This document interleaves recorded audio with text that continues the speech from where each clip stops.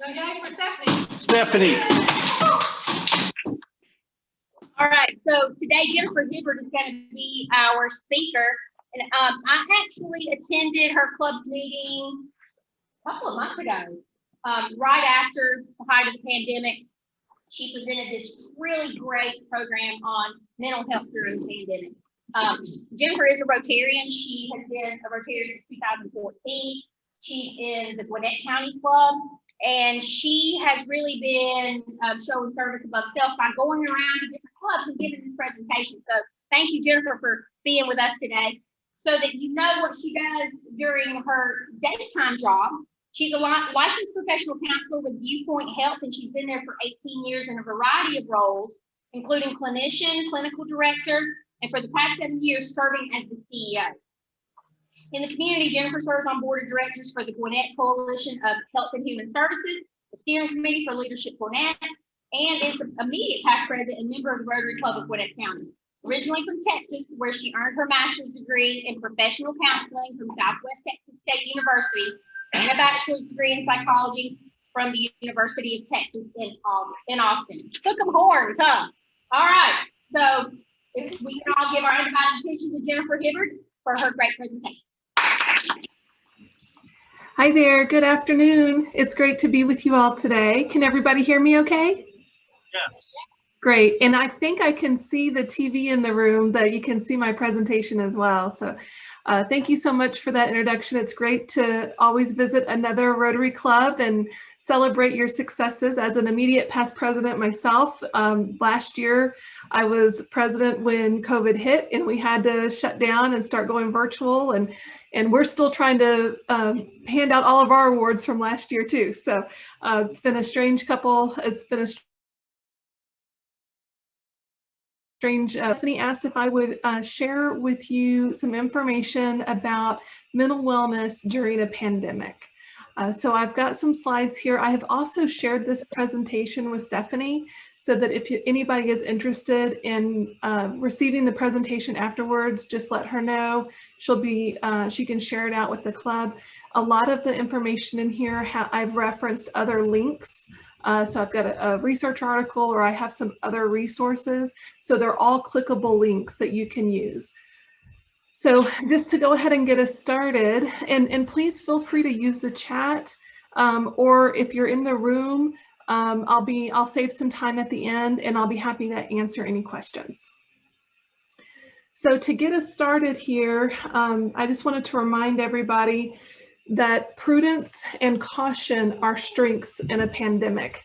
This is a quote, and I heard your president say, we're not through with this yet. We still have to wear a mask. We still have to be very cautious, even though a lot of people are receiving the vaccine, even though we've made a lot of strides, it's still not over. We can't loosen our caution right now. So I wanted to go ahead and share with you some information from, oh, whoops, I just closed out the presentation. Let me pull that back up. I wanted to share with you some information from the Kaiser Family Foundation, which produced a report considering the pandemic and the effects on everybody. Can everybody see that okay too? I think that's back now. So the Kaiser Family Foundation report provided this information looking at, they actually pulled information from data back from January to June of 2019, and then compared to January of 2021. So the average share of adults reporting symptoms of anxiety and depressive disorder increased from 11% to 41%. So the pandemic has definitely had an impact on our mental health and our mental well-being. To dig into that a little bit more, of those individuals who reported anxiety and depression, the majority, just over 50%, were the young population, ages 18 to 24. So that's important for us to recognize. It's important for us to know as family members, as friends, as community members, to be aware that our young people might be struggling more during this time. Also, disproportionately affected is our communities of color. You can see here during the same study, more communities of color are experiencing anxiety and depression more so than non-Hispanic white community. And then again, essential workers are also reporting higher levels of depression and anxiety. So of those adults, if when they separated out essential workers versus non-essential workers, symptoms of anxiety and depression were higher in the essential worker. Especially look over here, essential workers, 22% had reported that they were seriously considering suicide in the last 30 days of the study. So my message to you today, now that I have your attention, now that we know that mental health issues are on the rise, is what do we do about it? Rotarians are people of action. I know that as a Rotarian myself, and we want to be able to help our communities. And one of the best way you can do that is to be informed and to understand what is potentially happening within your communities. So reach out early, don't wait for a crisis. So stay informed. The World Health Organization has given these tips. Have a routine. So many people, so our day-to-day routines have been disrupted. We're working from home, or essential workers are still coming into the office or to the clinic or to the grocery store, but their routine has been disrupted. So having a new form of routine and sticking to it. Minimize news feeds. I've had to turn off the alerts on my phone. So you don't need to be pushed news constantly. You can pull news. You can go and access news whenever you want to receive it. That definitely helps with the stimulation that happens to your brain. And enjoy safe social contact. I love to hear that groups are being able to get together again and enjoy happy hour. It's so important for our mental health and our well-being. Just do it safely. Make sure that if you can be outside, that's best. Still follow those CDC and public health approved social distancing measures. And even though we were just talking about enjoying happy hour, also recognize if you are relying on substances too much. If you've increased substance use as a way of trying to cope, just be aware of that and see if you can try to cut back, or if it's to the point where you're really struggling, there's no shame in seeking help. Also, take a break from screens and social media. And use social media to the benefit. Use it to stay positive. Use it to share inspiration and hope, as opposed to spreading negativity or incorrect information. And then one of the biggest ways that you can help your mental health and well-being, and this comes naturally for Rotarians, is to help others. That it's not selfless actually to help others. Providing that help, especially if you can provide help to healthcare workers. As a leader of a healthcare organization, I can tell you our essential workforce is tired. They're weary. They've worked a lot of overtime. They've put in a lot of extra hours, and they really do appreciate any sort of support that their community members can give them. Just when they put the signs that say "Heroes Work Here" in our out in front of our parking lot, that meant so much to our team members. So anything that you can do to show that support goes a long way.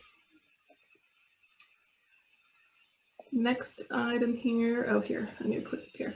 I want to talk to you about virtual fatigue. This is probably something that if you have spent any time on Zoom or Teams or whatever virtual platform you're using, you might be feeling virtual fatigue. This article that I've got a link at the bottom here explains why our brains feel fatigued after spending so much time virtually. First of all, excessive amounts of up-close eye contact is really highly intense. If you can see, like those of us who are on Zoom, we're kind of focused in here on our face. But when you're in person, like you are in the room spaced out, you have a lot more stimulus that's going on as opposed to just faces. So our brain gets tired of seeing a whole bunch of Brady Bunch faces all day long. So one thing that you could do about that is to reduce the size of your screen and even kind of set back more so that your face is not so close to the screen. Seeing yourself during a video chat or during video is really draining. It's like walking around all day holding a mirror in front of you, and it wears on your brain. So one of the things that you can do that, especially on Zoom, is if you can hide self view. And just in case you don't know how to do that, if you hover over your own picture on Zoom, on the top right corner, a little blue box comes up with 3 dots in it. And if you click that, you can say hide self view. And then everybody else will still see you. Your camera is still on, so you've got to be mindful of that, but you don't have to see yourself. And that helps kind of lift that cognitive load that you might be feeling. And then also try to get up and move around. Schedule time to get up and move around, because if you are stuck kind of sedentary, that's going to affect your overall health and well-being. And then schedule time where you're not on video. Just a good old-fashioned conference call works also. You don't always have to have a video call. Right now, we are doing a lot of telehealth, so that is hard for some of our clinicians because they still need to have that video with their clients, but some of our staff time and staff meetings can just be on conference call. So as I said before, we want this to be over, but it's not quite over yet. So remember that we have all, as a society, we have felt grief. We've experienced grief. Many of us have lost loved ones and friends to the pandemic. Many of us have lost jobs or opportunities, and recognize that this is a grieving process, and allow yourself to feel that grief and recognize that this is something that we're all experiencing collectively. Adapting to change is hard, and some of us can start feeling anxiety about coming back because we've avoided a lot of situations. It's going to be natural to feel anxious about going back to public places or back to crowded places. You might notice yourself feeling some anxiety about that, because the longer we avoid anxiety-provoking situation, the more it becomes anxiety-provoking. So give yourself a break and allow yourself to feel that anxiety, recognize it, and then go slow. Take it easy and go slow with yourself as you're coming back into safe ways of interacting socially. And then also make sure that you are and kind of being gentle with yourself and others. So if you see somebody in the store and they're not wearing a mask, you know, don't necessarily jump to a conclusion about them. Try to allow yourself some grace for judging others. That can be really a challenge during times like this, but recognizing that everybody is coming from a different place right now. Especially as more people get vaccinated, they might feel that they don't have to wear a mask, and you know, it's easy to point fingers, and it's harder to have grace. But it's better for your mental well-being if you do. So some other coping tips. I already mentioned going slow. Don't relax the protective measures. That's not what's recommended right now from health officials. Also, recognizing what you're grateful for, experiencing and just kind of making note of gratitude on a daily basis can really help you through this time. You can either do that by writing it down in a journal, or just sharing it with a friend, or, you know, that's another good way to use social media, is to express gratitude publicly like that. And if that doesn't work, seek help. And I've got some resources for that as well. So many people wonder, when is it time to seek professional help? Because a lot of what I've shared with you today is stuff that you can do on your own to help you through these challenging times that we're all experiencing together.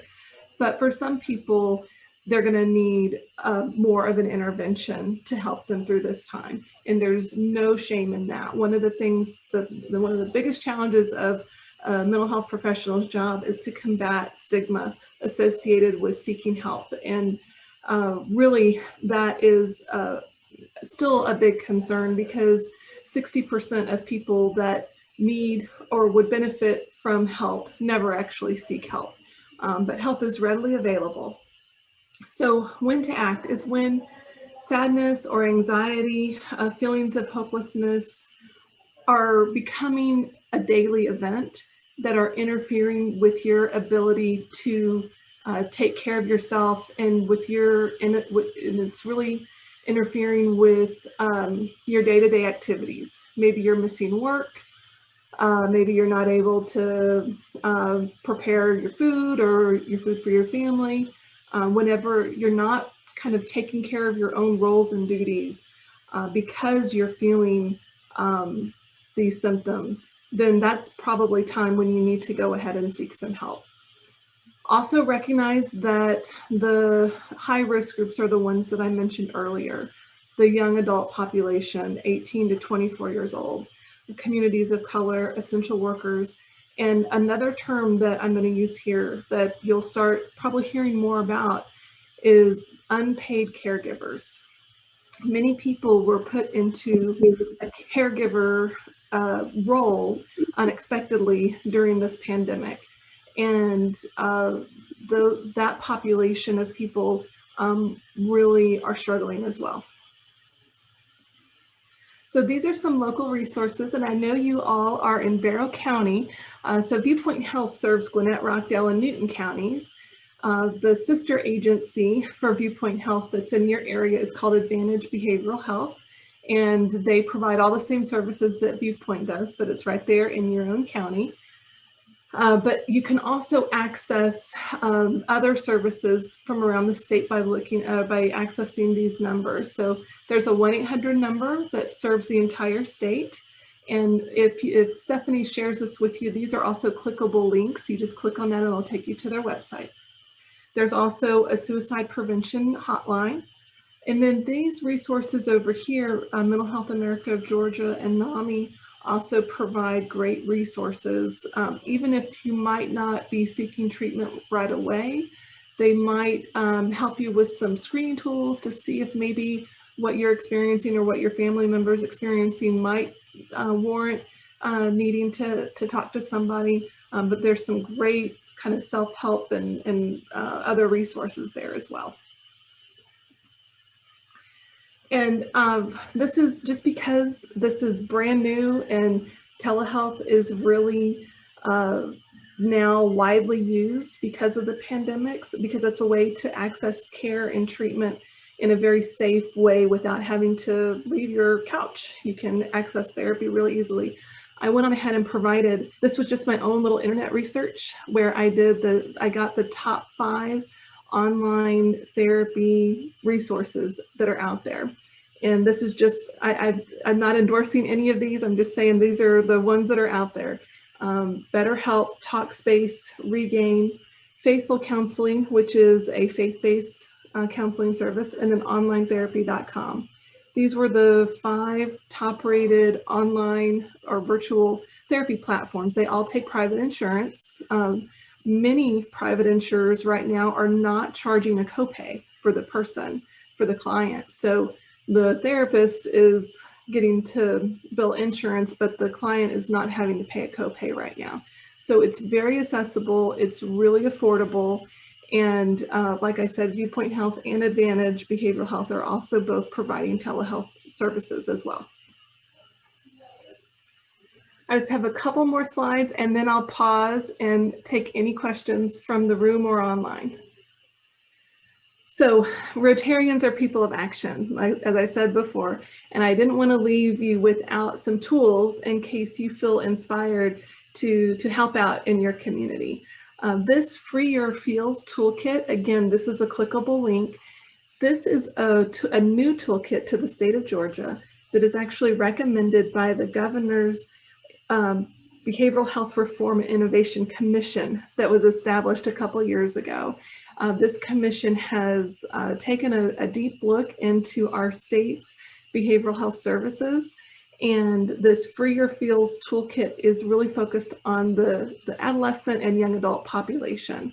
But it's a great way to get coping skills and ways to connect young people to treatment if that's what they need, but also just to make mental wellness more of a priority in our communities to avoid the need for treatment in the future.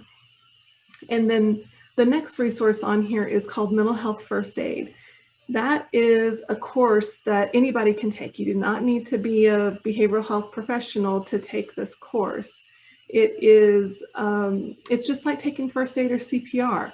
And it's where you learn to recognize symptoms of maybe depression or anxiety or suicidal thoughts in people that you come in contact with. And it teaches you appropriate ways to respond and to talk with them in a way that will help them feel supported and also connect them to treatment.